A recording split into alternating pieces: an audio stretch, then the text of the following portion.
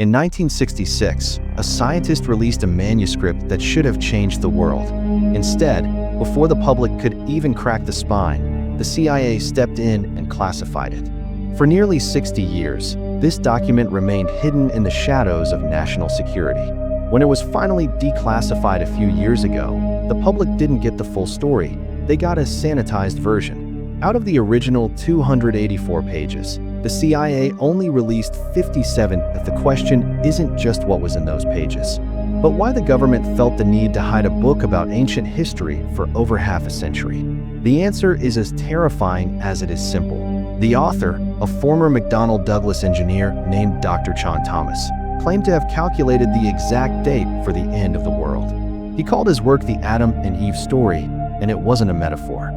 It was a technical manual for the next great reboot of human civilization, according to Dr. Thomas. Our current modern world is not the pinnacle of human achievement. We are actually the sixth advanced civilization to evolve on this planet. Every few thousand years, a cyclical disaster occurs that wipes the slate clean, forcing the survivors back into the Stone Age. He suggests that the further back you go, the harder these civilizations are to find, because some occupied continents that no longer even exist on our modern maps. This idea might sound like science fiction, but Thomas wasn't the first to propose it. In 1958, Charles Hapgood published The Earth's Shifting Crust, introducing the crustal displacement hypothesis. This theory suggests that the Earth's outer shell can occasionally slip over the inner layers, completely rearranging the continents. While critics called it pseudoscience, Hapgood had a very famous supporter, Albert Einstein, who actually wrote the forewords for two of Hapgood's books that we now know that Hapgood was right about one thing: the continents do move. From the supercontinent Pangaea to Gondwana and Rodinia, the Earth has been a shifting puzzle for 4 billion years. But while mainstream science says this movement takes millions of years, John Thomas claimed it happens in less than a single day. Imagine you are in a car traveling at 1,000 miles per hour and someone suddenly slams on the brakes. That is the physical reality of a pole shift. The Earth rotates at roughly 1,000 miles per hour at the equator. We don't feel it because everything, the air, the water, the ground, is moving with us. But Thomas argues that when the magnetic and electrical orderliness of the Earth's interior is disrupted, a shallow molten layer 60 miles beneath our feet turns into a lubricant. The weight of the polar ice caps then pulls the Earth's shell 90 degrees off its axis. When the land masses stop or shift, the atmosphere and the oceans do not. They keep spinning at supersonic speeds. Thomas describes a scene worse than any Hollywood disaster film.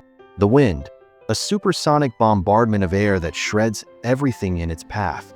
The water, a mountain of seawater, more than 2 miles high, racing across the continents at the speed of sound. The fire, in many places. The Earth's molten sublayer breaks through the surface, creating a sea of white-hot liquid fire. The freeze. Because the planet has shifted 90 degrees, the sun appears to stop in the sky. One side of the world becomes a furnace, while the other experiences a temperature drop of 180 degrees. Everything, man, beast, and plant, is frozen solid within 4 hours. This is the flash freeze. It explains a mystery that has baffled paleontologists for years. Why we find woolly mammoths in the Arctic frozen so quickly they still have undigested buttercups in their mouths. If this has happened before, where is the evidence? John Thomas points to the fact that nearly every culture on Earth shares a great flood myth. From Noah in the Bible to the Mayans' Hiran flood and the Sumerian epic of Gilgamesh, the stories are identical. A massive cleansing of the Earth so civilization could start over.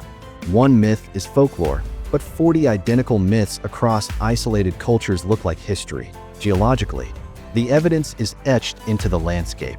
The Eye of the Sahara, also known as the Richat structure. This concentric ring formation in Africa matches Plato's description of Atlantis' megaripples. Near the Eye of the Sahara and across the globe, there are rolling hills that are actually 50-foot high sediment ripples, caused by inconceivable amounts of moving water, tsunamis, sweeping the land at 200 million cubic feet per second. The Sphinx. Geologists have noted water erosion patterns at the base of the Great Sphinx in Egypt. This suggests the monument was built before the last Great Flood, which would make it thousands of years older than mainstream archaeology allows. The story doesn't end in the Atlantic. On the other side of the world, legends speak of a lost continent called Mu, or Lemuria. This vast landmass supposedly stretched from Hawaii down to Easter Island. Proponents of this theory point to the Nan Madol ruins in Micronesia, massive structures built of volcanic rock logs that no one can explain. Modern LiDAR imaging has even revealed artificial irrigation systems in the area that suggest a highly advanced society. Then there is Easter Island, where the famous heads actually have full bodies buried deep underground. How did they get buried? Mainstream science says they were intentionally put in holes. Thomas's theory suggests they were buried by the massive mud floods of a pole shift. It would also explain why Polynesian languages share strange similarities with Greek and why Easter Islanders worshipped a sun god, Ra, which is nearly identical to the Egyptian Ra. They weren't isolated. They were the remnants of a single, global source if John Thomas was just a crackpot. Why did the CIA classify his book? Some believe the government was protecting the public from panic. Others suggest they were interested in Thomas's other work. Far from being a random theorist, Dr. Chauncey Powers Thomas was a brilliant electrical engineer for McDonnell Douglas who worked on UFO and anti-gravity technology, as well as missile guidance systems for Bell Labs. The sanitized 57-page version released by the CIA might be the whole book, as Thomas's later editions were also around that length. However, the classification itself remains a mystery.